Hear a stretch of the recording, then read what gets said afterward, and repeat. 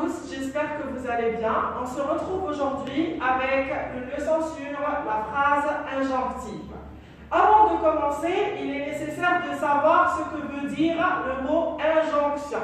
Alors, une injonction est le fait d'exprimer un souhait, une demande, un ordre, une prière, une interdiction. L'injonction n'apparaît que dans des paroles directes parce qu'il faut savoir qu'on ne peut pas demander quelque chose ou donner un ordre à une personne qui n'est pas devant nous. Donc, c'est des paroles directes. On s'adresse à des personnes qui sont devant nous. Il existe plusieurs façons d'exprimer une injonction.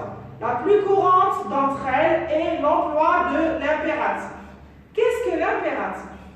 L'impératif est un mode de conjugaison dans lequel le verbe exprime un ordre, une interdiction, une demande, une prière et qui se conjugue avec trois personnes uniquement. La deuxième personne du singulier, tu, la première personne du pluriel, nous, et la deuxième personne du pluriel, vous.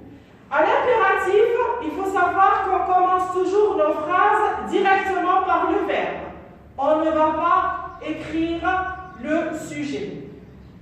Et les verbes à l'impératif prennent les mêmes terminaisons que le présent de l'indicatif, sauf quelques exceptions que nous allons voir un peu plus tard.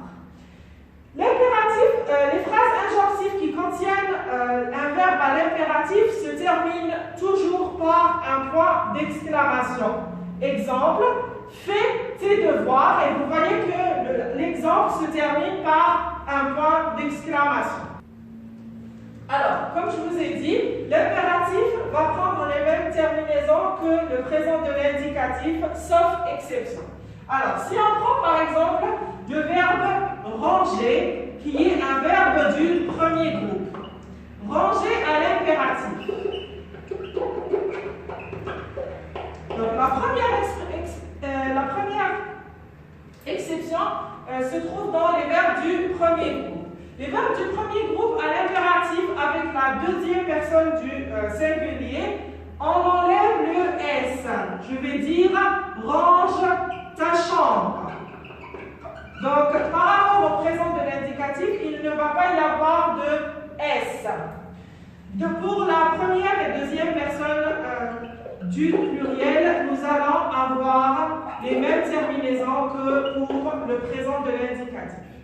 Pour ce qui est des verbes du deuxième groupe, comme le verbe finir, ou les verbes du troisième groupe, comme le verbe croire, ça va être les mêmes terminaisons du présent de l'indicatif. Donc, je vais dire fini, finissant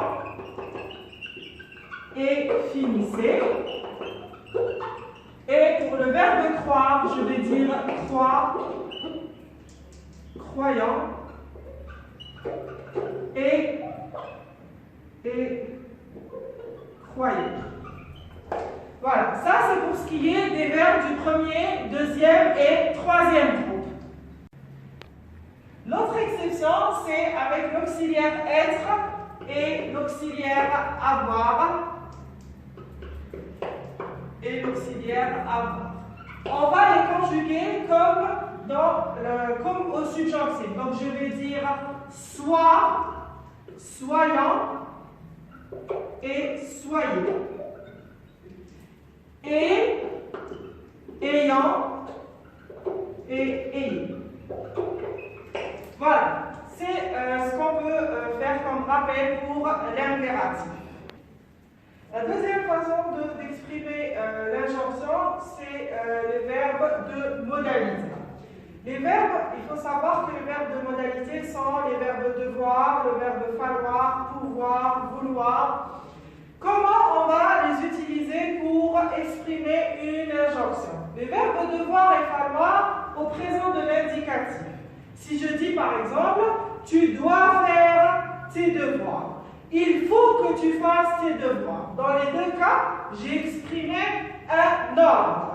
Pour les verbes pouvoir et le verbe vouloir, on va les utiliser à la forme interrogative pour exprimer une injonction, comme dans les deux exemples. Peux-tu faire tes devoirs? Veux-tu faire tes devoirs? Ici, on a exprimé une demande avec des verbes de modalité à la forme interrogative. C'est tout pour aujourd'hui. Je vous remercie pour votre attention.